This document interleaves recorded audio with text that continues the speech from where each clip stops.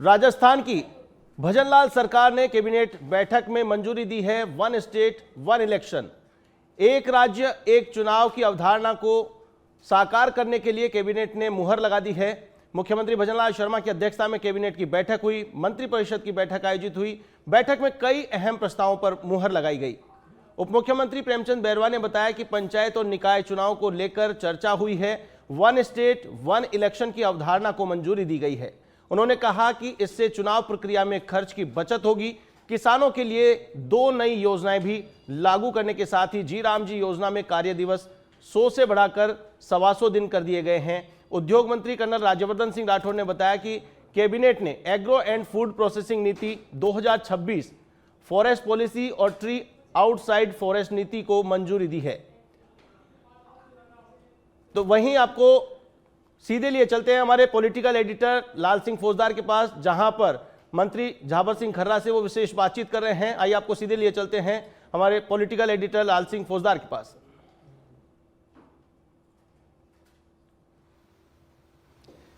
देखिए आशीष, आज सच बेधड़क की सबसे बड़ी बहस पर मैं आपको यूडीएच मंत्री झाबर सिंह खर्रा से रूबरू करा रहा हूं। 2 अक्टूबर 1959 को राजस्थान की धरा पर नागौर की धरती पर एक इतिहास रचा गया था, जब देश में पंचायती राज की स्थापना हुई। और अब एक और इतिहास भाजपा सरकार रचने जा रही है। निकाय और पंचायत चुनाव वन स्टेट वन इलेक्शन के तहत कराने जा रही है। मैं जिक्र कर दूं, झाबर सिंह जी जाने से पहले क्योंकि लगातार जब मैं इनसे मिलता रहा, इनके इंटरव्यू लेता रहा, तो वो एक ही बात कहते थे कि हम वन स्टेट वन इलेक्शन के तहत चुनाव कराने के लिए संकल्पबद्ध हैं। झाबर सिंह जी, आप अपने संकल्प को पूरा करने जा रहे हैं? देखिए, परिस्थितियां ऐसी बनी कि शुरुआती दौर में सारे चुनाव लगभग साथ हुआ करते थे। उसके बाद 2018 से 2023 के कालखंड में नगर निकाय और पंचायत राज चुनाव के कई चरण हो गए। 3 साल तक लगातार चुनाव होते रहे। हमने दिसंबर 2023 में जब राजस्थान की जनता ने भारतीय जनता पार्टी के पक्ष में जनादेश दिया था, तभी से हमारी सरकार का ये मानना था कि लगातार चुनाव होने से और लगातार आचार संहिता लगने से विकास कार्य अवरोध होते हैं। इसलिए स्थानीय चुनाव एक राज्य एक चुनाव के तहत, और सौभाग्य से हमें ये अवसर मिला। अब हमारे स्थानीय निकाय और पंचायत राज के चुनाव एक राज्य एक चुनाव के अंतर्गत 2026 में संपन्न होने जा रहे हैं। झाबर सिंह जी, मेरा सवाल 2 एंगल से। आपकी सरकार कितना तैयार है वो तो है, लेकिन व्यवस्था के नाते, क्योंकि जब एक साथ हम चुनाव कराएंगे तो मशीनरी की जरूरत पड़ेगी, ह्यूमन पावर की जरूरत पड़ेगी, फोर्स की जरूरत पड़ेगी, संसाधनों की जरूरत पड़ेगी। तो क्या इसके लिए पर्याप्त संसाधन है अपने पास कि एक साथ चुनाव करा पाए हम? राज्य निर्वाचन आयोग को हमसे जितने संसाधनों की आवश्यकता की मांग होगी, हम उतने संसाधन राज्य निर्वाचन आयोग को चुनाव विधिवत, निष्पक्ष और पारदर्शी तरीके से कराने के लिए उपलब्ध करवा देंगे।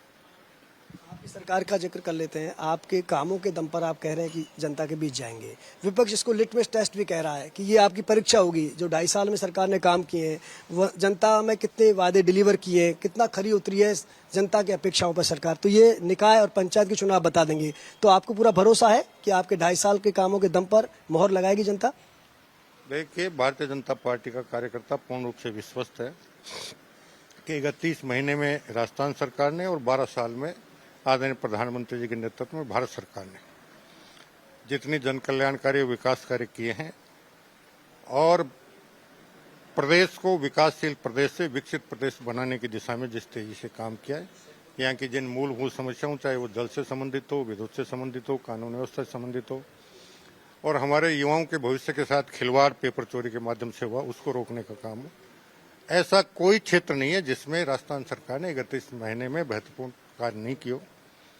हम चाहे युवा वर्ग हो, किसान वर्ग हो, मजदूर वर्ग हो, महिला वर्ग हो, ऐसा कोई वर्ग है नहीं है जिसके लिए हमने कल्याणकारी कार्यक्रमों को बहुत पारदर्शी और निष्पक्ष तरीके से संपन्न किया हूँ, विकास कार्यों को गति दी।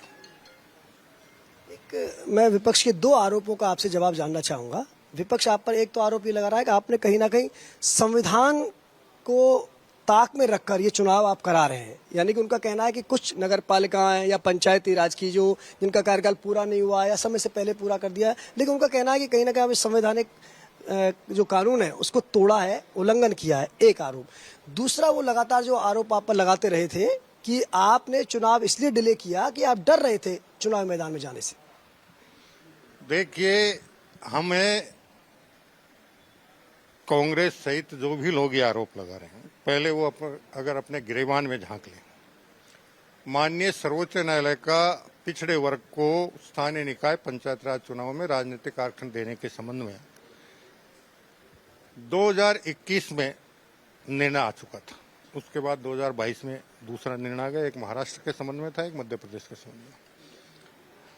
लगातार 2-2.5 साल तक कांग्रेस की सरकार ने उस पर कोई कार्रवाई नहीं की। माननीय सर्वोच्च न्यायालय के निर्णय फाइलों में दबे रहे। हमारा शुरुआत से ये विचार था कि हम एक राज्य एक चुनाव के अंतर्गत चुनाव कराने का प्रयास करेंगे। तो जब हमारे संज्ञान में ये बात आई, तब हमने पिछड़ा वर्ग आयोग का गठन किया। और चूंकि बिना पिछड़ा वर्ग आयोग को आरक्षण दिए चुनाव कराना पिछड़ा वर्ग आयोग के साथ अन्याय होता, इसलिए हमने पिछड़े वर्ग आयोग की रिपोर्ट का इंतजार किया। अभी 5 तारीख को पिछड़ा वर्ग आयोग राजस्थान ने अपनी रिपोर्ट राज्य सरकार को, माननीय मुख्यमंत्री जी को प्रस्तुत की। कल 7 तारीख को मंत्रिमंडल की बैठक में उस पर निर्णय हुआ और अब जल्दी उसकी क्रियान्विति में आरक्षण की लॉटरी निकालकर चुनाव प्रक्रिया के लिए हम राज्य निर्वाचन आयोग को भेज देंगे। जी, मुझे वो भी याद आता है कि आपने वो रिपोर्ट सौंपी थी सीएम को और पूरा एक मसौदा आपने तैयार किया, रिसर्च हुआ, अध्ययन हुआ, एक रिपोर्ट तैयार हो गई। लेकिन लगातार इस तरह का आरोप प्रत्यारोप लगते रहे कि ओबीसी वर्ग को पूरा आरक्षण नहीं मिल पाता है।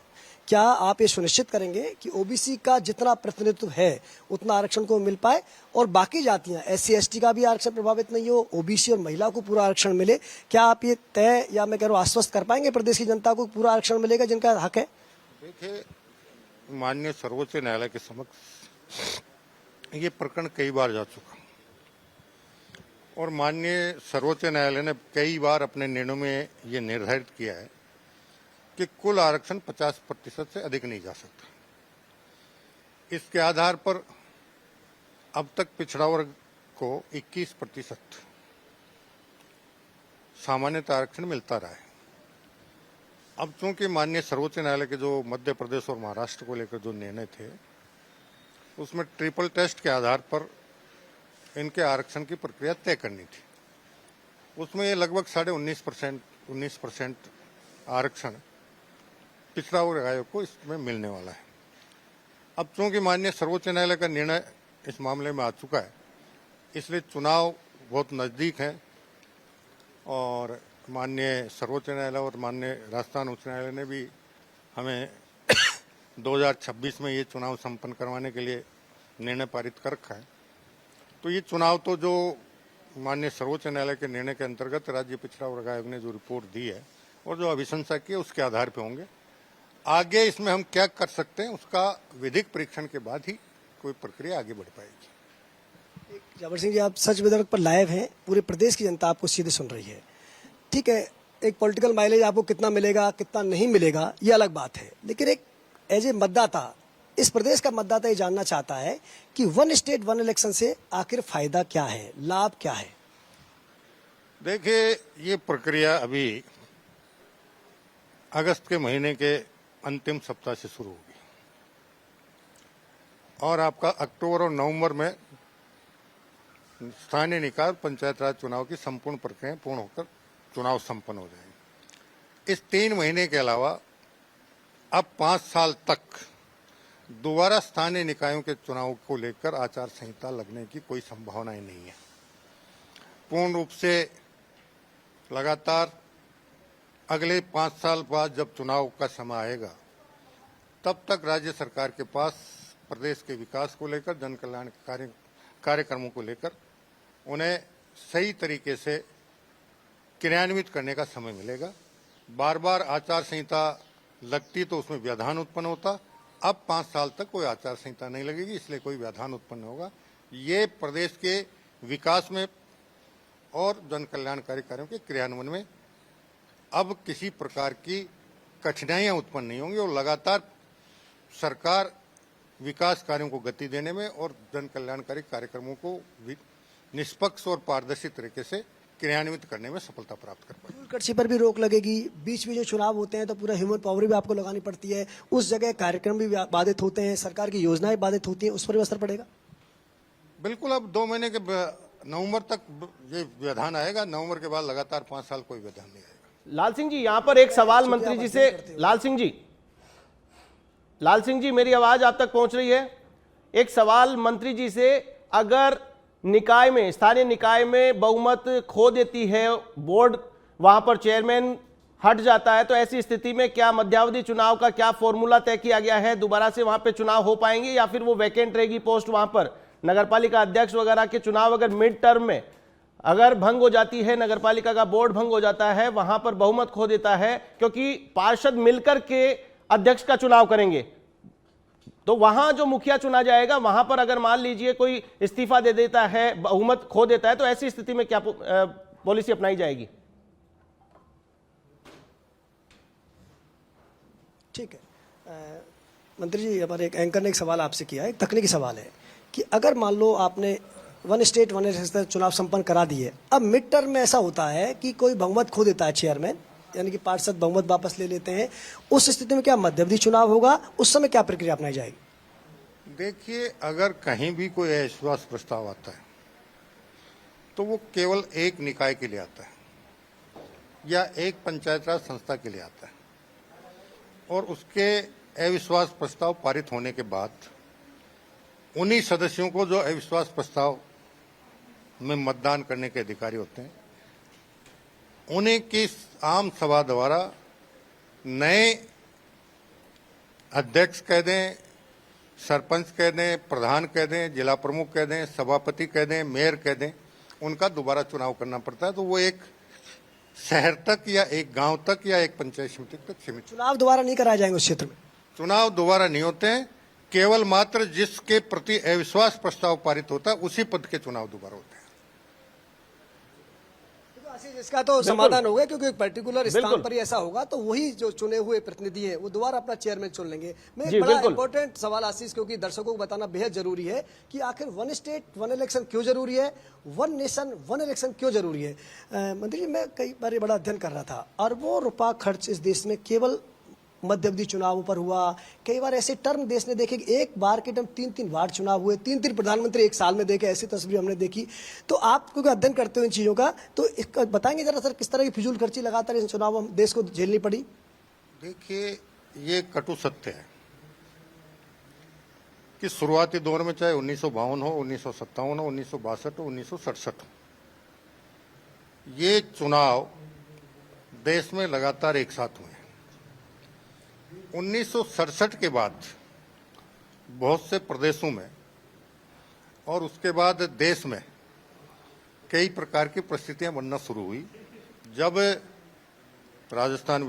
राज्यों की विधानसभाएं भंग हुई या बहुमत खो देने के कारण लोकसभाएं भंग हुई और नए सिरे से चुनाव कराने पड़े। अभी आदरणीय प्रधानमंत्री जी का जो विचार है, एक राष्ट्र एक चुनाव, और उसके लिए जो समिति बनाई गई है, उस समिति का भी सुझाव यही है कि अगर कहीं इस प्रकार की परिस्थिति उत्पन्न होती है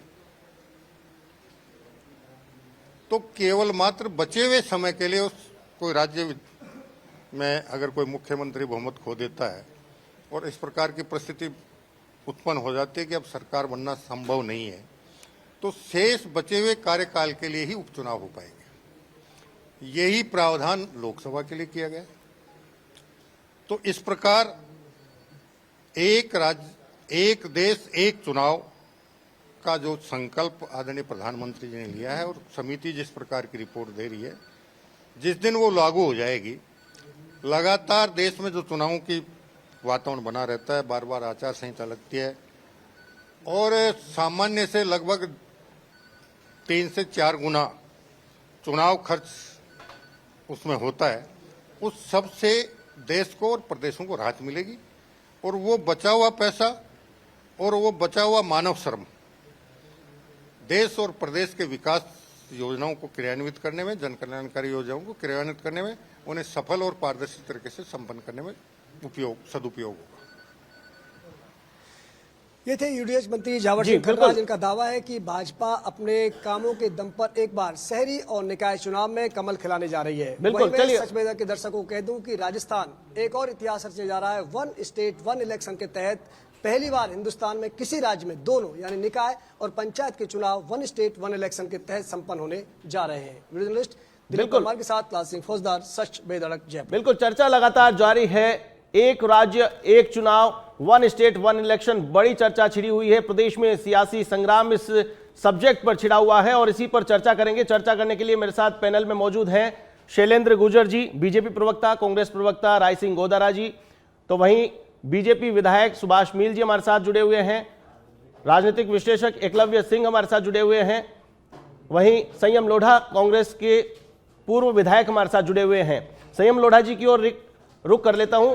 संयम लोढ़ा जी, आपने कोर्ट का दरवाजा खटखटाया, बड़ी आपने अपनी बात रखी, कोर्ट के पास गए और आखिरकार कोर्ट ने भी हस्तक्षेप किया और अब सरकार एक साथ पूरे प्रदेश में चुनाव कराने जा रही है। संयम लोढ़ा जी, पहले तो आपका ये कथन ही गलत है कि वो एक साथ चुनाव कराने जा रही है। 3 महीने लग रहे हैं पूरे इस इलेक्शन में। अगर वन स्टेट वन इलेक्शन करवाना है तो दोनों का स्थानीय निकाय पंचायती राज का एक दिन में मतदान क्यों नहीं करवाया? विधानसभा के चुनाव का मतदान एक दिन हो सकता है, लोकसभा का एक दिन मतदान हो सकता है, लेकिन पंचायती राज और स्थानीय निकाय के चुनाव एक दिन नहीं हो सकते। तो ये तो एक काल्पनिक अवधारणा है। बीजेपी की आदत है कि नरेंद्र मोदी जी के मुंह से कोई शब्द निकल जाता है तो चाहे वो असंवैधानिक हो, चाहे वो गैर कानूनी हो, चाहे उसके लिए प्रजातांत्रिक संस्थाओं को की हत्या करनी पड़े, लोगों के नागरिक अधिकारों को ताक पे रखना पड़े, बस ये पीछे पड़ जाते हैं कि हमें तो वहां से शाबाशी लेनी है। 2.25 साल इन प्रशासकों के भरोसे लोगों को लूटने के लिए छोड़ दिया, जलील होने के लिए छोड़ दिया। गंदगी के ढेर लगे हुए हैं, शहरी क्षेत्र में सड़कों में खड्डे पड़े हुए हैं, गांवों में खड्डे पड़े हुए हैं, कोई सुनने वाला नहीं है। लेकिन वन स्टेट वन इलेक्शन अपनी पीठ थपथपा रहे हैं। पता चल जाएगा इस चुनाव के अंदर कि कितना वन स्टेट वन इलेक्शन के लिए जो 2.25 साल लोगों को आंसू निकाले हैं आपने, इस सारे आंसू का बदला राजस्थान की जनता में इस चुनाव में अपने वोट के जरिए लेगी। और अब ये व्यर्थ की अपनी पीठ नहीं थपथपाएं। आपने संविधान की हत्या की है, लोगों के कानूनी अधिकारों की हत्या की है और सुप्रीम कोर्ट के आदेशों की हत्या की है। ये कोई पीठ थपथपाने का काम नहीं है। ये शर्म का विषय है कि 2.25 साल क्यों 73rd 74th कॉन्स्टिट्यूशनल अमेंडमेंट हुए और नरसिम्हा राव जी के करने के बाद क्यों अटल बिहारी वाजपेयी ने सर्वदलीय राष्ट्रीय सम्मेलन किया कि ये नियमित 5 साल में चुनाव होने चाहिए और सारी राजनीतिक दलों ने इसमें एकजुटता प्रकट की थी। तो अटल जी के भी सपनों का, राजीव जी के भी सपनों का, नरसिम्हा राव जी के भी सपनों का जनाजा निकालने का काम इस भजनलाल की सरकार ने किया है। जी मैं रुक कर लेता हूं। सुभाष मील जी का विधायक हमारे साथ जुड़े हुए हैं, बीजेपी विधायक है। सुभाष मील जी, जिस प्रकार से आपने सुना, संयम लोढ़ा जी ने कहा कि ये कथन ही गलत है, 3 महीने आप लगा रहे हो, एक ही दिन में क्यों नहीं चुनाव करा रहे हो, ये मतलब इससे कोई बेनिफिट नहीं होता हुआ नजर आ रहा है। सुभाष मील जी, देखिए, संयम लोढ़ा जी के हो सकता है अपने विचार हो सकते हैं, लेकिन हमने देखा था पिछली बार, कारण कुछ भी रहे हों, लेकिन पूरे 5 साल में सरकार कभी किस जिले के, कभी किसी जिले के, कभी पंचायत राज के, कभी नगर निकायों के चुनाव कराती रही और इसका नुकसान जनता को भुगतना पड़ा। मैं जो माननीय मुख्यमंत्री जी ने ये फैसला लिया वन स्टेट वन इलेक्शन का, निश्चित रूप से ये प्रदेश की जनता को एक बहुत बड़ी राहत है और इसके माध्यम से जो 5 साल में चुनावों के कारण बार बार आचार संहिता लगती है, विकास कार्य प्रभावित होते हैं, वो कार्य अब सुचारू रूप से चलते रहेंगे। जैसा ही अभी कह रहे हैं कि अभी कोई फायदा नहीं हुआ, तो ये कहना बिल्कुल गलत है, क्योंकि जो कहीं भी हम अगर चुनाव कराते हैं, अगर हम अलग अलग चुनाव कराते हैं तो भी ये 2-3 महीने का समय जो खराब होता है वो व्यर्थ जाता है।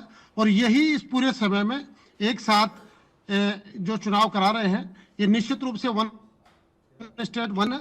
इनकी बात ये कहना गलत है कि नहीं एक दिन में हो जाता, ये हो जाता। तो कई बार हम लोग एक ही साथ जब चुनाव कराते हैं तो 5 दिन का गैप देके 7 दिन का गैप करते हैं, 2 चरणों में भी कराते हैं, कई बार 3 चरणों में भी कराते हैं। ये इसी प्रक्रिया का हिस्सा है और ये जो 2 महीने के अंदर अंदर, 2-2.5 महीने के अंदर अंदर जो चुनाव होंगे, निश्चित रूप से एक साथ चुनाव होने जनता को राहत मिलेगी और जो सरकारी कार्य है वो प्रभावित नहीं होंगे। बिल्कुल सुभाष जी, इसके अलावा इन्होंने आरोप लगाया कि 2.5 साल का समय निकाल दिया, प्रशासकों को लगा दिया, विकास नहीं हो पाया, लोग परेशान हो रहे थे और उसका परिणाम, उसका खामियाजा आपको भुगतना पड़ेगा आने वाले चुनाव के अंदर।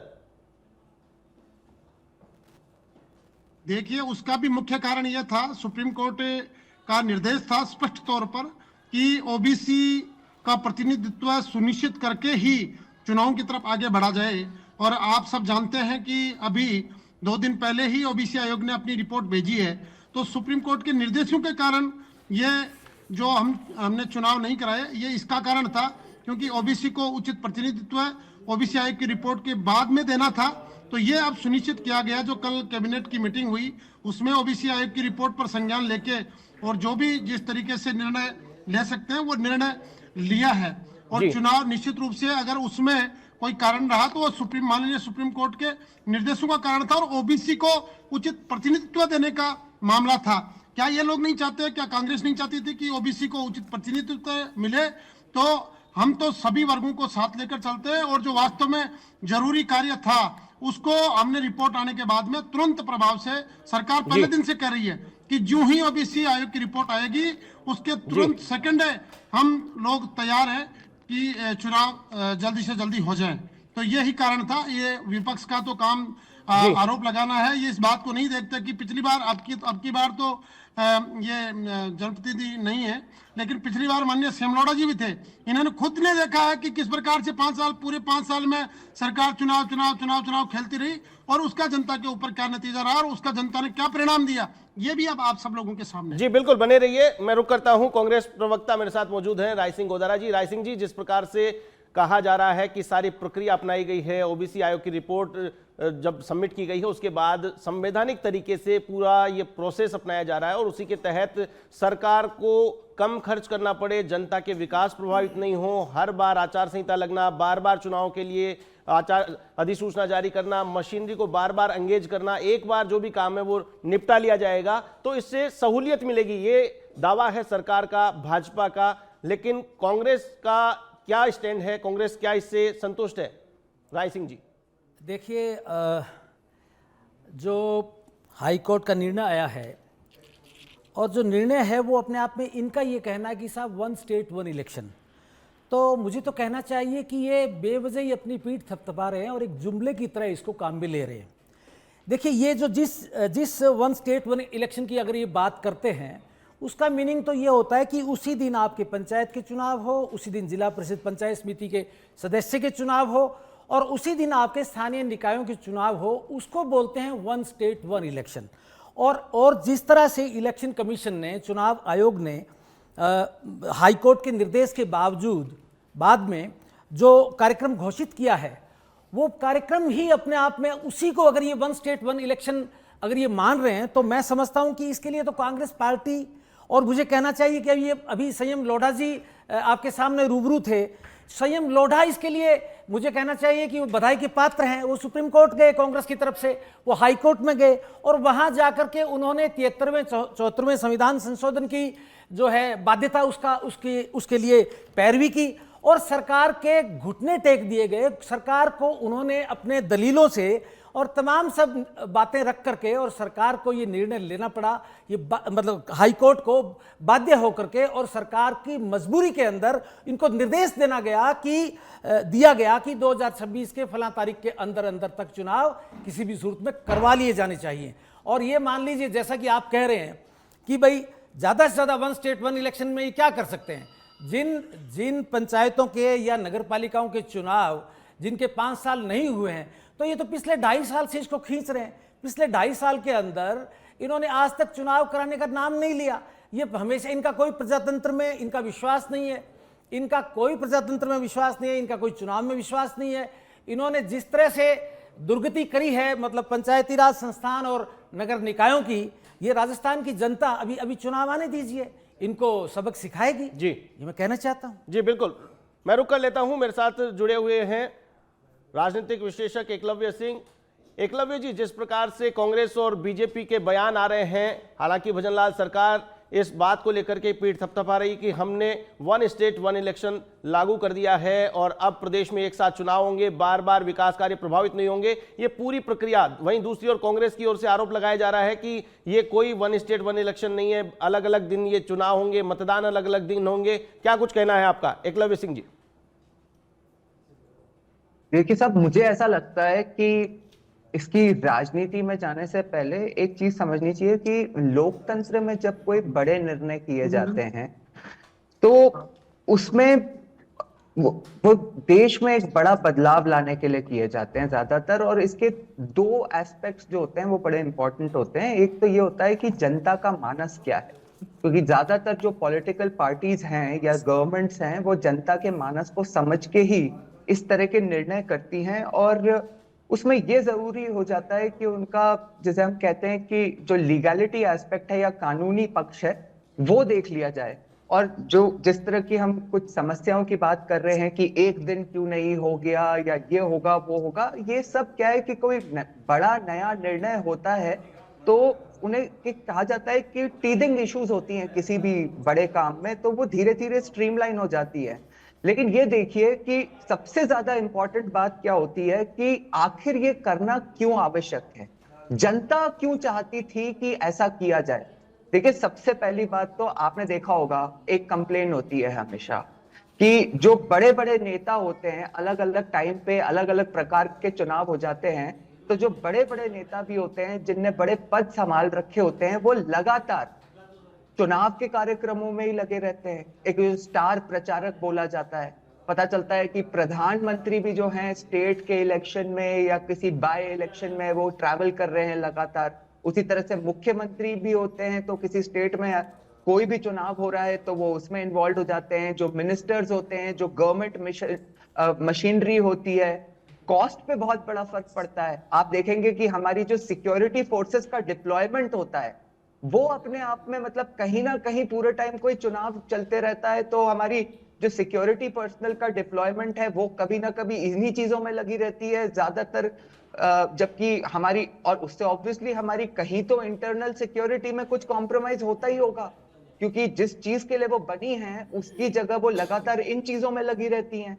उसके अलावा आप देखेंगे कि जो हमारी जनता में एक टकराव का माहौल बना रहता है ऑन सर्टेन इश्यूज, जैसे आप चाहे इसे जातिवाद की बात कह लो, ध्रुवीकरण कह लो, तुष्टीकरण कह लो, भाई 5 साल में एक बार करो और खत्म करो। लगातार कहीं ना कहीं चुनाव हो रहा है तो इसी पर चर्चा होती रहती है। लोगों में जो एक टकराव की स्थिति लगातार 5 साल किसी ना किसी इशू को लेके बनी रहती है।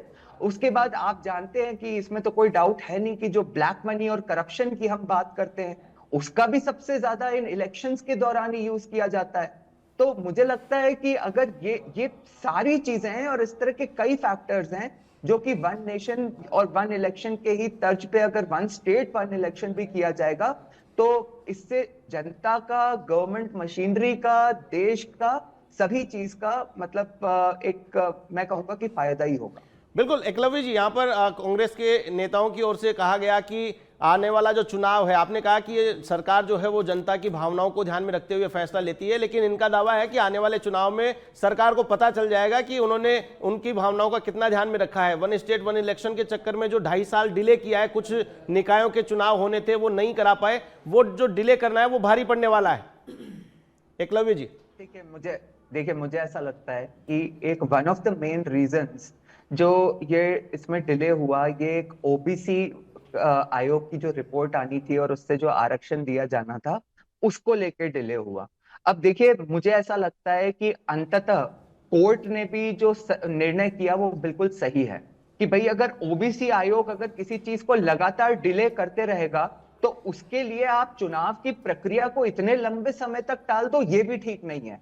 तो अल्टीमेटली उनने ओबीसी आयोग को खींचा और बोला कि भाई आप या तो रिपोर्ट दो, और फिर सरकार को बोला अगर ये समय पे नहीं देते हैं तो फिर आप इसको बिल्कुल एकलव्य जी, रोकना चाहूंगा आपको, यहाँ पर सीधा लिए चलते हैं आपको जहां पर टीकाराम जूली मीडिया से मुखातिब हो रहे हैं। आइए आपको सीधा लिए चलते हैं, नेता प्रतिपक्ष टीकाराम जूली क्या कुछ कह रहे हैं सच बेदर्द से। करने की साजिश नहीं है क्या?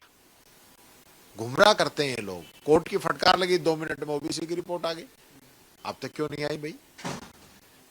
ओबीसी आयोग में तो लगातार विरोध का सामना भी करना पड़ा, लेकिन वन स्टेट वन इलेक्शन की जो चुनाव करवा रहे हैं, इस अवधारणा पर अगर चुनाव करवा रहे हैं तो आपकी क्या प्रतिक्रिया है? क्योंकि अभी तक ये भी कहा गया था विपक्ष द्वारा कि सरकार एक साथ चुनाव करवा ही नहीं सकती, लेकिन अब एक साथ चुनाव होंगे, तो ये इसको पॉजिटिव वे में देखा जाए तो क्या कहेंगे, या फिर कुछ ये भी कितने चरण कराएंगे इनके भी, कोई एक दिन में चुनाव नहीं हो रहे हैं, अलग अलग चरण बनाएंगे। ये एक परसेप्शन सेट करते हैं जनता के अंदर कि देखो साहब रोज आचार संहिता लग रही है। कितनी आचार संहिता लगती है और कितनी सी आचार संहिता रहती है? नगर पालिका आचार संहिता क्या फर्क पड़ता है? ये तो खुद जो है आचार संहिता लगने के बाद में मंत्री तक बना देते हैं, तब आचार संहिता बच कहां गई? चलते चुनाव में जो बीजेपी का कैंडिडेट है उसको मंत्री की शपथ दिला देते हैं, तो आचार संहिता से क्या फर्क पड़ रहा है आपके?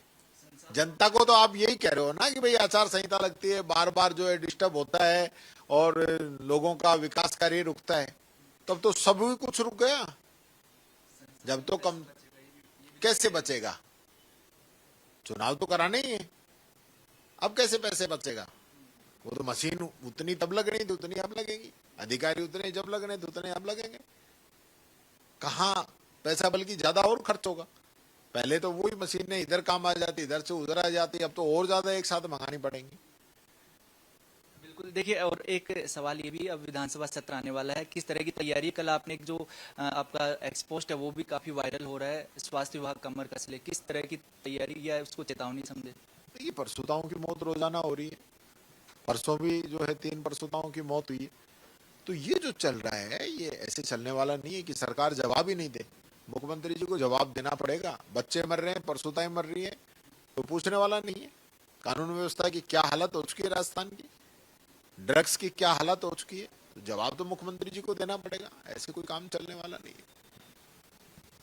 नेता प्रतिपक्ष टीकाराम जूली हमारे साथ मौजूद थे और विधानसभा सत्र को लेकर हमारे साथ मौजूद हैं शैलेंद्र गुर्जर जी, बीजेपी प्रवक्ता। शैलेंद्र जी, जिस प्रकार से टीकाराम जूली को आपने सुना अभी, उन्होंने कहा कि क्या फर्क पड़ने वाला है, अलग अलग चरणों में चुनाव कराने वाले हो, आचार संहिता कितनी सी लगती है? नगर निकाय के चुनाव होते तो कितने से दिन की आचार संहिता लगती है? क्यों प्रोपेगेंडा किया जा रहा है? ये आरोप टीकाराम जूली का, क्या कहेंगे शैलेंद्र जी?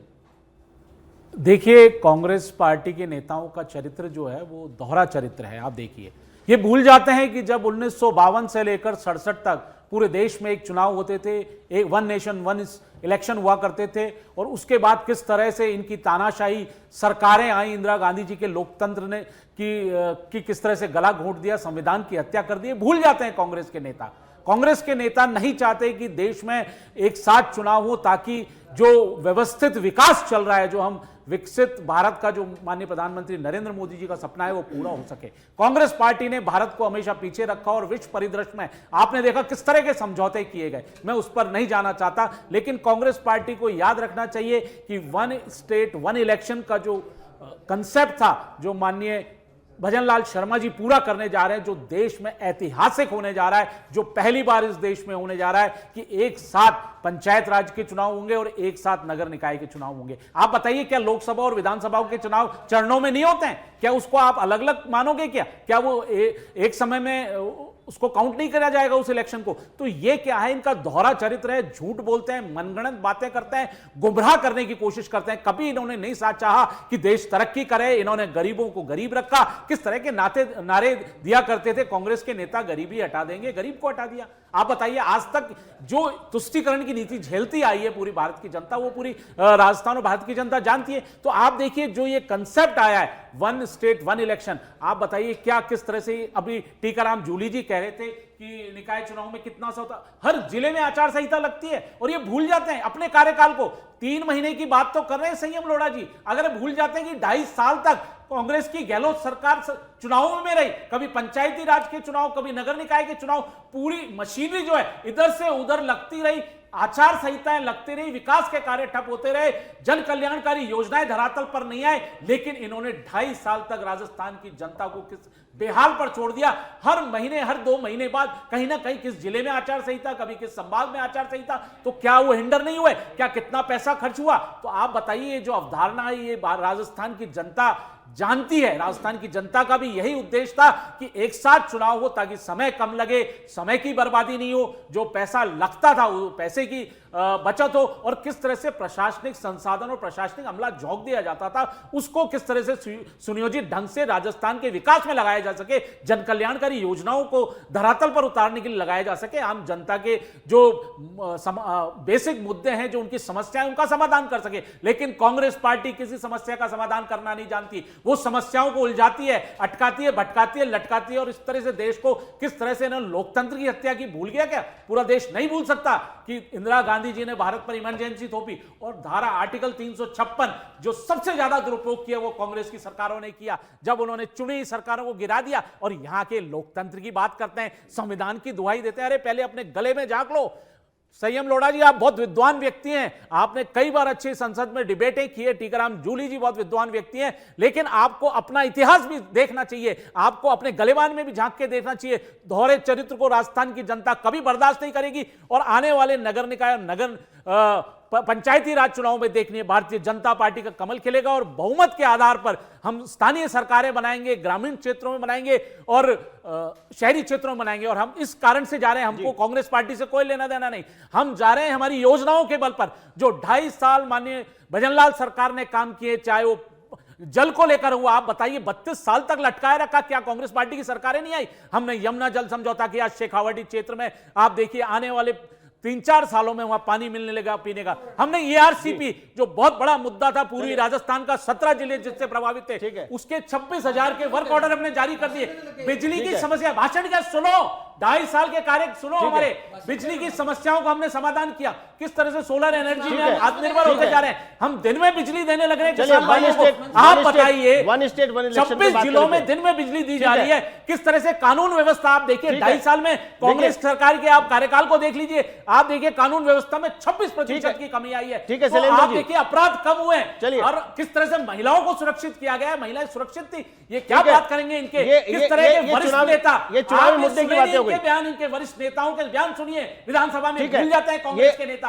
आप बताइए शांति धारीवाल जी क्या कहते थे, मर्दों का प्रदेश है, ठीक है, ये मंच मिलेगा, ये मंच आपको चुनावी, आप बताइए अगर ये इलेक्शन हो रहा है, डिबेट नहीं, आपको पता ही नहीं है, हम 2.5 साल के कार्यक्रम, जो हमारी योजनाएं हैं, जन कल्याणकारी कार्यक्रम है, उसके बल पर हम जनता के सामने जा रहे हैं। और आप बताइए 2 साल का, देखिए गिरेल नहीं हो गए, आप बौखला गए हो। चलिए जवाब ले लेते भी अभी नेता बैठे थे, सब अपना दोहरा चरित्र दिखा रहे थे, अपने गलेबान में नहीं झांकते, अपने इतिहास को खंगालो आप लोग कि किस तरह से आपने देश को शर्मसार करने का काम किया। चलिए, और मैं आपको बता देना चाहता हूं, हमने एक बहुत बड़ा निर्णय और लिया था कि हमने दो बच्चों का जो बैरियर था उसको भी खत्म करने का काम किया। तो आप देखिए किस तरह से राजस्थान की जनता में, ग्रामीण क्षेत्र में, नगरीय क्षेत्रों में किस तरह से उत्साह है, और आने वाले समय में आप देखेंगे कि कांग्रेस का सुपड़ा साफ होने वाला है। और ये भूल जाते हैं, मैं आपको फिर बताता हूं कांग्रेस की करतूत, तेलंगाना में 2 साल तक चुनाव नहीं कराए, तब लोकतंत्र की हत्या नहीं होगी इनकी। 16 साल तक जब इन्होंने पंचायतों के, नगर निकायों के चुनाव नहीं कराए, तब संविधान कहां चला गया था? चलिए जवाब ले लेते सुभाष जी। नहीं, इनके जो बड़े नेता हैं, जो सर्वोच्च नेता हैं, जो इनके शहजादे हैं राहुल गांधी जी, कॉन्स्टिट्यूशन की किताब रखते हैं, लेकिन कभी पूछ के देख लीजिए उस शैलेंद्र जी, राय सिंह गोदारा जी से जवाब ले लेते हैं। जिस प्रकार से राय सिंह जी, आपने सुना कि लोकसभा के चुनाव होते हैं, विधानसभा के चुनाव होते हैं, वो भी चरणों में होते हैं, क्या उन्हें एक नहीं मानते आप? अगर प्रक्रिया के तहत 2 महीने में, 3 महीने में पूरे 5 साल का कलेश कट जाता है, जो एंगेजमेंट रहता है, नेताओं का एंगेजमेंट रहता है, नेता चुनावी सभाओं को संबोधित करने में बिजी रहते हैं, अटकाना लटकाना भटकाना कांग्रेस की जो नीति बता दी है, क्या कहेंगे? देखिए, ये तो इनके जुमले हैं आशीष जी, ये जुमले हैं इनके, और ये 1 नेशन 1 इलेक्शन, अब ऐसे नहीं, इनकी भी सुन लीजिए। ठीक है, आपका भाषण सुना है मैंने, नहीं 15 मिनट नहीं, आप कंप्लीट करिए। देखिए, आपका, इनका भारतीय जनता पार्टी का, नरेंद्र मोदी जी हो चाहे इनके नेता, इनका एक तरह से जुमले हैं, जुमलेबाज लोग हैं ये, और जुमले इनके चलते रहते हैं। अभी 1 नेशन 1 इलेक्शन, या उसी पे कह रहे हैं कि 1 स्टेट 1 इलेक्शन।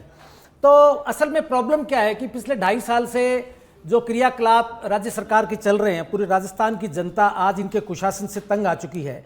तमाम तरह के प्रशासनिक जो अधिकारी हैं वो बेलगाम हो चुके हैं। मुख्यमंत्री जी की कोई प्रशासन पे पकड़ नहीं है, ना लॉ एंड ऑर्डर पे इनकी कोई पकड़ है, चाहे महिला अत्याचार की बात हो, चाहे तमाम तरह के अत्याचार की बात हो, चाहे विकास की बात हो, सिवाय ढकोसले, झूठे वायदे, झूठी प्रचार के अलावा ये कुछ कर नहीं सकते, और ये सही मायने में ये डरते हैं चुनाव में जाने से। लेकिन अब तो इसलिए जाना इन्होंने- पड़ेगा, मैं अब वही तो बता- जाना ही मैं- पड़ेगा। मैं वही बताता हूं जी। तो ये अपने तरीके से नहीं जा रहे। ये तो क्या है कि जब डंडा पड़ा कोर्ट का, और कोर्ट ने इनको मजबूर किया चुनाव में जाने के लिए, और उसके आधार पे चुनाव आयोग ने अपना कार्यक्रम घोषित कर दिया, निर्धारित कर दिया, और उसको बेवजह ये वन स्टेट वन इलेक्शन की ये बात करते हैं। लेकिन यहाँ तो ये तो ओबीसी आयोग की जुमला है। रिपोर्ट की बात, मैं वही बता रहा हूं आपको, मैं वही ओबीसी बताता आयोग हूं। की क्या रिपोर्ट तो- का इंतजार नहीं करना चाहिए था? नहीं, तो ओबीसी रिपोर्ट में ये अभी मंत्री जी ने बताया कि 21% आरक्षण देंगे, तो 21% तो पहले भी देते आ रहे थे। और मैं समझता हूं इन्होंने कहा कि इस रिपोर्ट के अंदर इसका विस्तृत हम अध्ययन करेंगे, और ये चूंकि चुनाव अचानक आ चुके हैं, कोर्ट की बाध्यताएं हैं, लिहाजा इस रिपोर्ट के आधार पर हम कुछ भी नहीं करने वाले, इसके ऊपर जो कुछ करेंगे ये चुनाव के बाद में करेंगे। ये अभी मंत्री जी बोल के गए हैं। तो कहने का मतलब कि इन्होंने ठीक है। जो पूर्व में जो पहले से संक्षिप्त। बात सुनिएगा मेरी, पहले संक्षिप्त पहली बात जवाब सुनिएगा। दूंगा मैं आपका। हाँ, आप दीजिएगा ना। तो कहने का मतलब कि जिस तरह से आज तक ओबीसी आरक्षण के लिए लॉटरियां निकलती आई हैं, जैसा कि मंत्री जी कह रहे थे, उसी तरह से उसी तर्ज पे ये लॉटरी निकालेंगे, उसी तर्ज पे ये आरक्षण करेंगे। तो इसमें नई बात है कौन सी?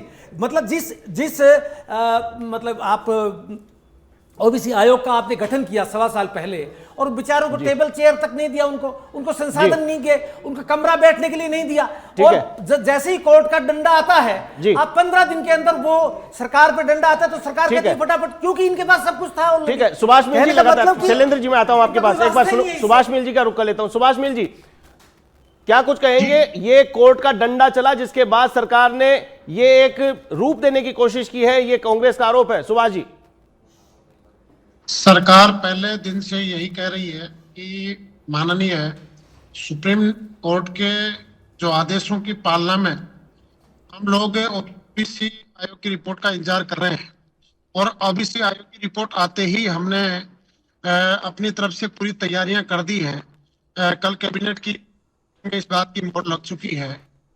मैं यही कह रहा हूं कि कांग्रेस वाले तो बोलने के लिए कुछ ना कुछ बोलना ही होता है।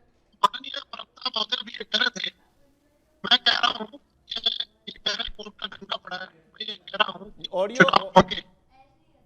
5 साल में जब भी आचार संहिता लगेगी उसके बाद में जी ऑडियो का इश्यू आ रहा है आपका, दोबारा रुक करूंगा। मैं शैलेंद्र जी का रुक कर लेता हूं। शैलेंद्र जी, शॉर्ट में बताइए क्या कुछ कहना है। देखिए, मैं विधायक महोदय की बात को ही आगे बढ़ा रहा हूं, क्योंकि कांग्रेस पार्टी का फिर ये एक बार इनका चेहरा बेनकाब हो गया।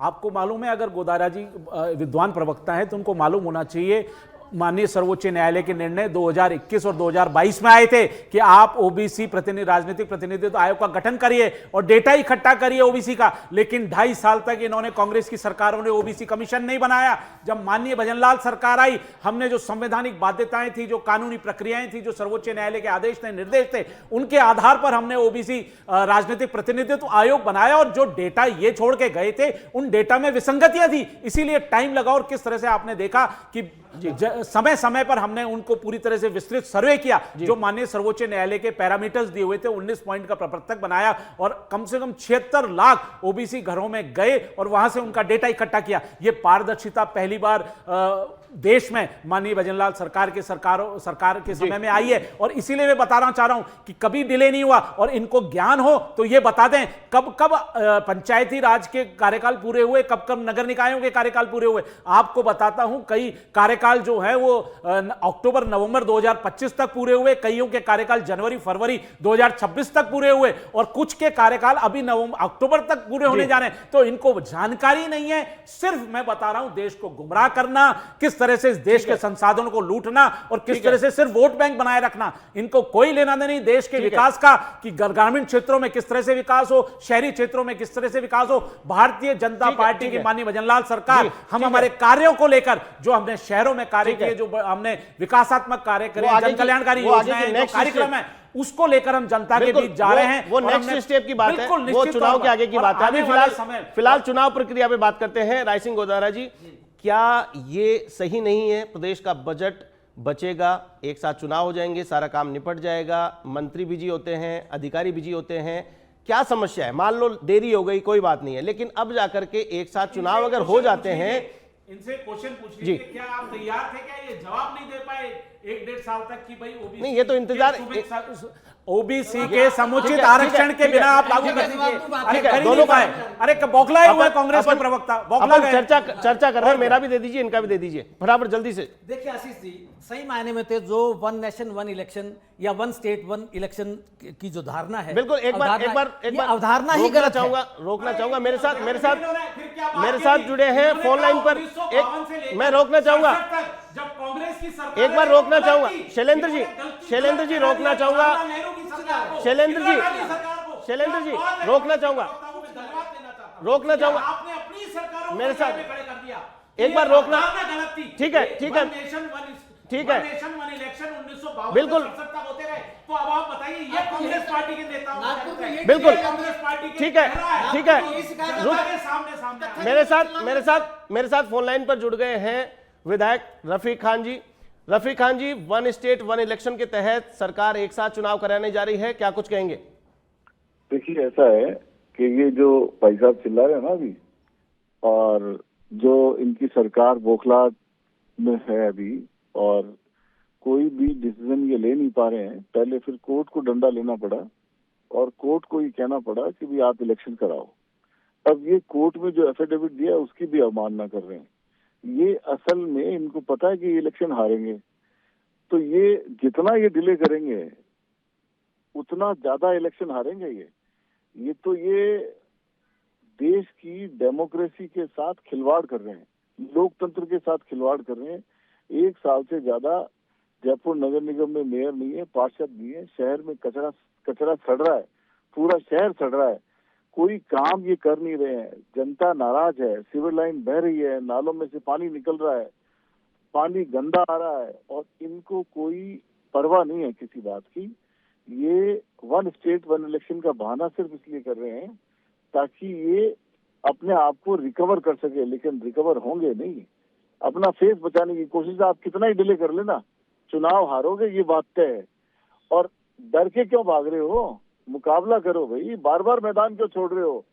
चुनाव लोकल बॉडी के चुनाव, पार्षदों के चुनाव, वन स्टेट वन इलेक्शन का मतलब आप लोकतंत्र की हत्या कर रहे हो, ब्यूरोक्रेसी को हावी कर रहे हो, बोर्ड के ऊपर, निगम के ऊपर। क्यों नहीं करा रहे हो इलेक्शन कराओ ताकि जनप्रतिनिधि चुन के आए, जनप्रतिनिधि अपना काम करे, अपने इलाके में जाए। लेकिन सिवाय डर के अलावा इनके कोई बात नहीं है। और बेवजह के कारण इन्होंने इसको डिले करने का कर लिया। मैं कहना चाहता हूं इनके मंत्रियों से भी, मुख्यमंत्री से भी, और तमाम इनके डिप्टी सीएम से भी, जी आप कितना ही डिले कर लेना, चुनाव हारोगे। ठीक है, जवाब ले लेते हैं। सुभाष मिल जी मेरे साथ जुड़े हुए हैं। रफीक खान जी आप बने रहिए। सुभाष मिल जी विधायक बीजेपी के मेरे साथ जुड़े हुए हैं। सुभाष जी, जिस प्रकार से रफीक खान जी ने कहा कि आप डिले कर रहे हैं, आने वाले चुनाव में उतना ही आपको नुकसान होगा और चुनाव कराने से आप डर रहे हैं, यह आरोप है, क्या कहेंगे सुभाष जी?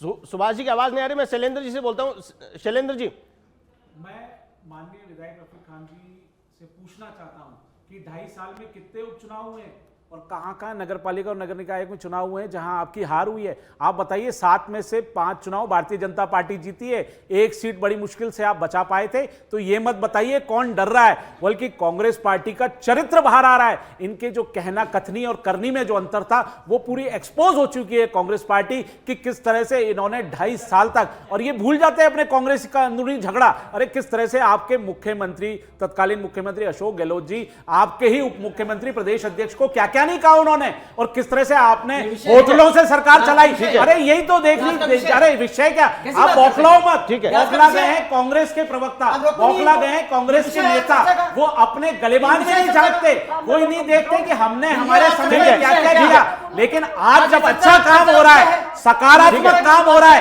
जब देश का पैसा बचेगा, राजस्थान का पैसा बचेगा जो जनता के विकास के कार्यों में लगेगा, और संसाधनों का जब सदुपयोग होगा, और एक ही समय में क्या बात करेंगे रफीक खान जी, आप अपने गलेबान में झांको कि लोकतंत्र की हत्याएं कब हुई, ठीक है, तरह से शैलेंद्र जी, चुनी सरकारों को गिराया, जवाब दे इतिहास रहे है कांग्रेस पार्टी का ठीक है, कि कभी भी लोग ठीक है, कांग्रेस पार्टी करे जा रहे हैं। ठीक है, रफीकांत तो पुराना कांग्रेस ही है। राजीव गांधी जी तो ने कांग्रेस पार्टी कर रहे हैं। गांधी जी ने गिराया, पूरी देश ठीक है, की जनता ने ठीक जाना है, शैलेंद्र जी, क्या आप संविधान की बात करेंगे? जो बाहर से इनके नेता जब विदेश में जाते हैं तब भारत की बुराई करते हैं, शर्म आनी चाहिए कांग्रेस के नेताओं को। मुद्दे की करो। सुभाष जी का रुख करता हूं। अरे सुभाष डर जी की तो आवाज आप रहे हो, चुनाव में क्या हाल हुआ था? शैलेंद्र माननीय विधायक जी बताइए, शैलेंद्र चुनाव जी, में कांग्रेस का शैलेंद्र क्या जी, हाल हुआ था?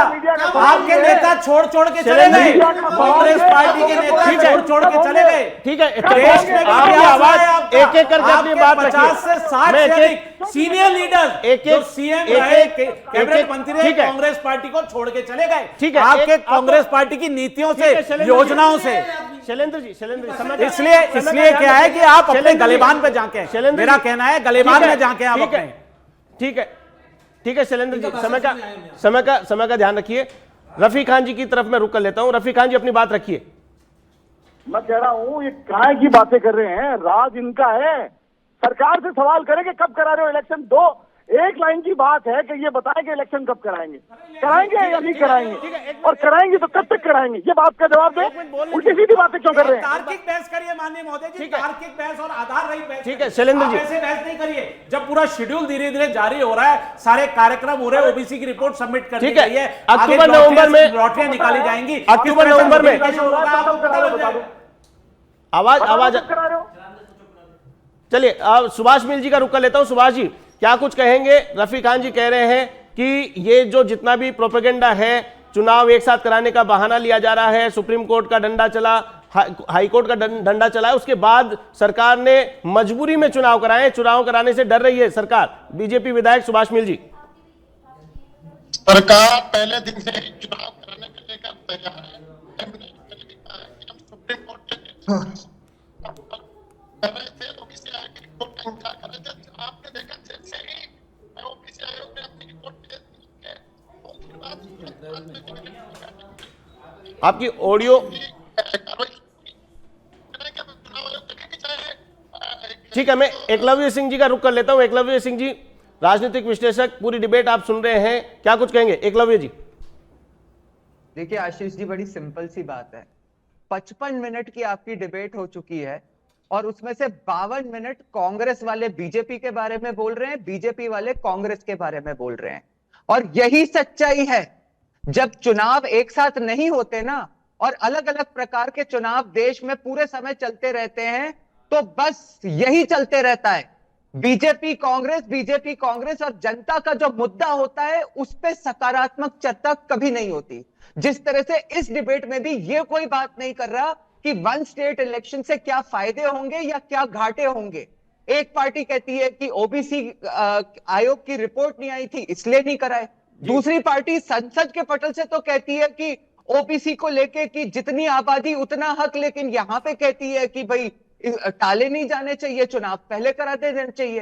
तो अगर सकारात्मक चर्चा नहीं होगी, अगर हमारे राजनीतिज्ञ भी बैठ के ये चर्चा नहीं करेंगे कि भाई क्या कमियां हैं, अगर इतना बड़ा निर्णय करा जा रहा है तो इसमें क्या टीथिंग इश्यूज हैं, उन टीथिंग इश्यूज को कैसे हम बाहर करके जनता के जिसे कहते हैं जनता के लिए, मैं अभी आपको समझ देता हूं, अभी आपको समझ देता हूं। आप अश्योर कर रहे हैं क्या कि जितनी ओबीसी की जनसंख्या है उतना आरक्षण देंगे क्या? ये आप अश्योर कर रहे हैं क्या सरकार की तरफ से? एकलव्य सिंह जी से पूछ रहा हूं मैं। कोई एश्योरेंस नहीं दे रहा। राय सिंह को दादा जी आप बता दीजिए ना कि नहीं आनी चाहिए थी क्या? अरे लेकिन उसके ऊपर नहीं करना चाहिए। चलिए समय की सीमा है, तो कह रहे हैं कि समय की सीमा है, मुझे ऐसा होता। अरे सर सवाल ठीक है 21% ही सवाल पूछा तो जवाब ने कहा अभी। ठीक है, समय की सीमा है। 55 मिनट में से 52 मिनट तो आप ही बोले जा रहे हो। ठीक है, किसी को इशू के ऊपर तो किसी को बात ही नहीं करने दे रहे। शैलेंद्र जी बोल रहे हैं, अकेले शैलेंद्र बोल रहे हैं, इनका भाषण सुन रहे हैं जब से हम तो सारे के सारे। ठीक है, रियल इशू पे बात करिए आपने राय सिंह गोदारा जी। ठीक है, समय की सीमा है। सभी से मैं फाइनल स्टेटमेंट की बात कर रहा हूं। सुभाष मील जी संक्षिप्त में 30 सेकंड में अपनी बात कंप्लीट करें, वन स्टेट वन इलेक्शन को लेकर ओनली। सुभाष मील जी। दिन से सरकार ये कह रही है कि अब पूरे प्रदेश में एक साथ चुनाव कराने वाले हैं, और जैसा कि रिपोर्ट हम लोग रिपोर्ट पेश हम किया है, आपकी आवाज ऑडियो क्लियर नहीं आ रहा आपका। मैं फाइनल स्टेटमेंट ले लेता हूं। शैलेंद्र जी, देखिए 30 सेकंड। देखिए, जो माननीय भजनलाल सरकार ने कैबिनेट में निर्णय लिया है, वन स्टेट वन इलेक्शन, बहुत स्वागत योग निर्णय है, क्योंकि आपने देखा होगा किस तरह से सारे प्रवक्ताओं ने, जो भी राजनीतिक विश्लेषक हैं या राजस्थान की जनता है, उन्होंने कहा कि बार बार आचार संहिता लगती है, पैसे का दुरुपयोग होता है, टैक्स पेयर्स के पैसे का दुरुपयोग होता है, समय की बर्बादी होती है, प्रशासनिक अमले को झोंका जाता है, प्रशासनिक काम ठप हो जाते हैं, कोई विकासात्मक और जन कल्याणकारी कार्य नहीं होते। इसीलिए आप देखिए, इससे राजस्थान की जनता खुश है और आने वाले समय में भारतीय जनता पार्टी को बहुमत से ये सिद्ध कर देगी कि 2.5 साल में जो निर्णय लिए माननीय भजनलाल सरकार ने, जो राजस्थान को विकसित बनाने के लिए, राय सिंह जी और लगेगी। संक्षिप्त में राय सिंह जी 30 सेकंड में। आशीष जी, देखिए, सही बात तो ये है कि ये one nation one state one election कुछ है ही नहीं। सही बात तो ये है, और ना इनको ना ये जो अवधारणा है इसका कोई मीनिंग है। देखिए, अगर मान लीजिए जैसा कि जूली साहब ने कहा, आचार संहिता लगती है, आचार संहिता का भारतीय जनता पार्टी की सरकार पे, इन पे तो कोई असर पड़ता नहीं है। आपने देखा बिहार चुनाव के अंदर, शॉर्ट में आचार संहिता के दौरान के अंदर 10,000 रुपया प्रत्येक महिला के खाते में जा रहे हैं। ठीक है, वो अलग बात है। आप तो ये बताइए, वन स्टेट वन इलेक्शन होने जा रहे हैं, अक्टूबर नवंबर में चुनाव हो जाएंगे, एक साथ चुनाव हो जाएंगे, क्या इसमें कोई दिक्कत है? नहीं, दूसरी बात मैं आपको बताना, ये जो आप one nation one state one election की बात करते हैं, मैं तो कहता हूं कि चुनाव हर साल होते रहने चाहिए, ताकि जो सरकार सत्ता में है, ठीक है, कांग्रेस पार्टी का चरित्र सामने आ चलिए, गया। चलिए, मेरे को रोकना पड़ेगा, समय की सीमा है, समय की सीमा है, आप दोनों को रोकना पड़ेगा, समय की सीमा है, समय की सीमा है, चलते रहे 5 साल। समय की सीमा है। वन स्टेट वन इलेक्शन एक ऐसा मुद्दा जिसकी चर्चा राजस्थान प्रदेश में बहुत तेज गति से चल रही है और इस चर्चा का मौसम आ चुका है। चुनावों तक ये चर्चा लगातार जारी रहेगी। फिलहाल देखना दिलचस्प होगा कि क्या इस फैसले से भजनलाल सरकार प्रदेश में अपनी पकड़ मजबूत बना पाती है या फिर विपक्ष क्या अपने मंसूबों में कामयाब हो पाते हैं। इस चर्चा में शामिल होने के लिए आप सभी मेहमानों का बहुत बहुत धन्यवाद, बहुत बहुत शुक्रिया।